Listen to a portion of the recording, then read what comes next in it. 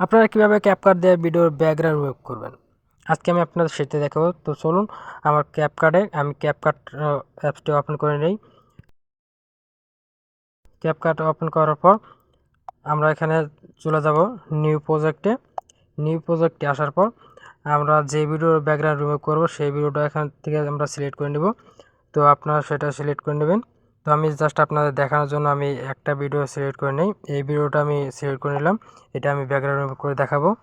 তো আমি অ্যাডে ক্লিক দিলাম, অ্যাডে ক্লিক দেওয়ার পর দেখেন এই যে এরকম একটা শো করছে। এখান থেকে আপনারা চলে যাবেন, এই ভিডিওর উপর ক্লিক দিবেন। ভিডিওর উপর ক্লিক দেওয়ার পর আপনারা এখান থেকে নিচে যে চলে আসবেন, একটু স্ক্রল করে এদিকে আসবেন।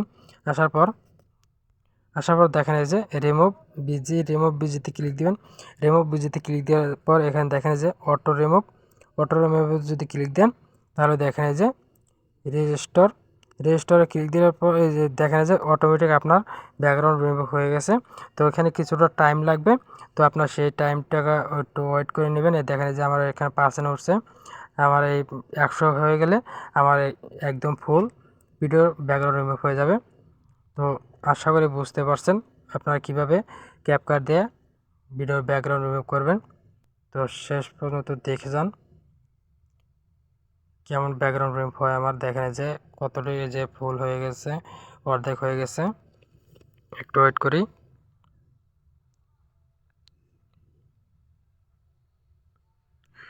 বেশি টাইম লাগে না, খুব তাড়াতাড়ি হয়ে যায়। তো আপনারা অন্য একটা ব্যাকগ্রাউন্ড কিভাবে অ্যাড করবেন, তো সেই রিলেটেড যদি ভিডিও চান তাহলে অবশ্যই আপনাদের ভিডিও বানাতে হবে। আপনারা অবশ্যই কমেন্টে জানিয়ে যাবেন, যদি সেই রিলেটেড ভিডিও লাগে অবশ্যই আপনাদের ভিডিও বানিয়ে দেওয়া হবে। তো দেখেন যে আমার ভিডিওটার ব্যাকগ্রাউন্ড রিমুভ হয়ে গেছে, দেখেন একদম কি সুন্দরভাবে ব্যাকগ্রাউন্ড রিমুভ হয়ে গেছে। তো এই ছিল আমার ভিডিও, যদি ভালো লাগে তাহলে অবশ্যই লাইক এবং শেয়ারের পাশে থাকবেন।